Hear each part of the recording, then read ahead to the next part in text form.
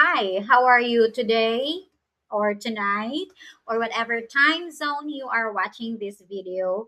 I want you to have a great time watching this while you're learning on this video. So, I had been wanting to share something very, very important concepts or skill knowledge that you can use in taking the examination, just like the civil service examination. In the English proficiency exam, the very one of the most important competencies that you have to master is the subject verb agreement, and there are rules in the subject verb agreement that you have to master. Take note, the mastery of the subject verb agreement is the meat, the skeleton in understanding the grammar exam in the civil service English proficiency test. So, number one rule that you have to master is this one. When the subject is singular, the verb is singular.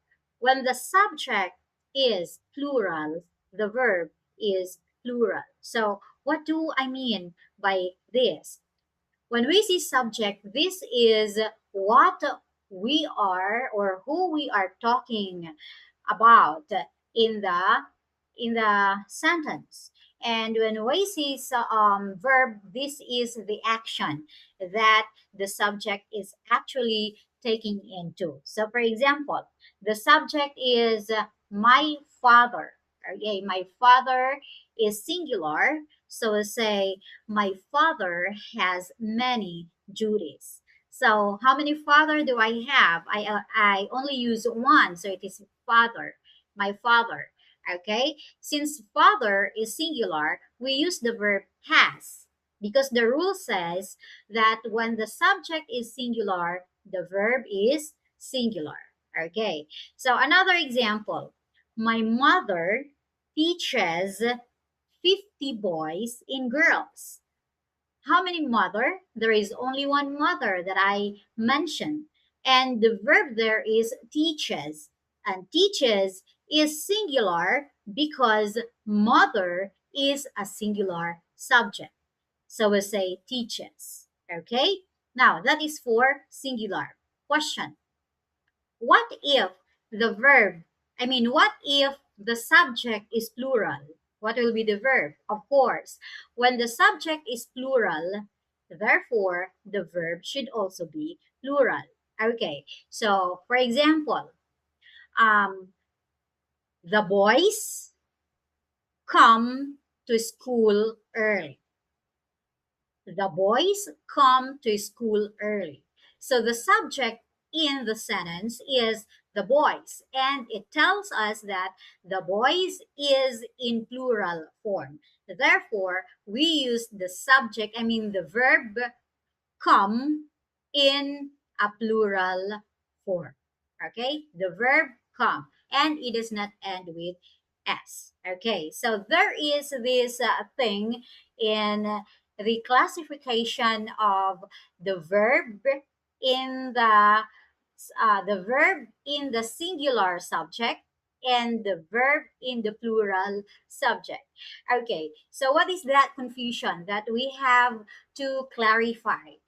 In the subject, when the subject is singular, for example, in a sentence, and it is in the present tense, the verb ends with s. Say, for example, the girl eats, the boy plays, the teacher talks, the woman,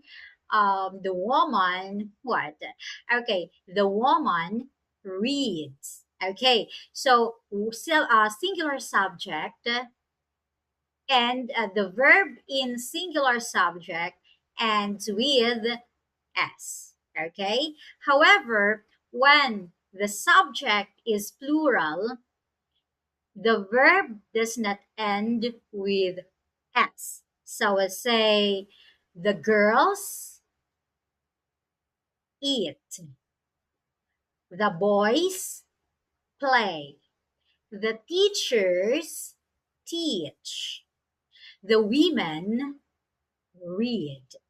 Okay, so where does the S goes to in the plural form? Of course, in the plural subject. Okay, and the verb does not end with when the subject is plural. Okay, the verb only ends with S when the verb is singular. Okay, so that's very, very basic. Okay, so the second rule in in the subject verb agreement. So these are basic things, guys, that you need to learn, that we need to master. So that's the first rule. Now we're down on the second rule. The second rule says the verb should still agree with the subject even when it is modified by an off phrase. So the all phrase in the sentence are after the subject. Okay, it's after the subject. So the noun or pronoun coming after of is generally not the true subject. Okay, so for example, the flight. Okay, so this is a common example that I gave, very easy to understand. The flight of swallows is very low. Okay, so the flight of swallows is very low. The true subject there is the flight, which is singular subject, and the all phrase there is of swallows. Of swallows is the all phrase which does not affect the agreement of the subject and the verb. The subject is the flight and the verb is. So it agrees. The verb agrees with the true subject, which is the flight singular, not of the all phrase of swallows. Okay? So if now let's change it. If the subject is here, that a talk, okay, another second sentence to illustrate the meaning of the second rule. Talk of huge mosquitoes doesn't frighten me at all. Okay, so in the next sentence, that is talk. Talk here is the subject, and of mosquitoes is the all phrase which does not affect the agreement of the subject and the verb. And the verb in this sentence is doesn't, and does is a singular subject. Doesn't is a singular subject that agrees with the subject. I mean, doesn't is a regular is a verb, singular verb that agrees with the singular subject talk. Okay, so those are the two rules. There are lots of rules in the subject verb agreement, but I wanted to master these two rules in the subject verb agreement in the English proficiency examination. So, number one is when the subject is singular, the verb is singular. When the subject is plural, the verb is plural. So that's the basic rule.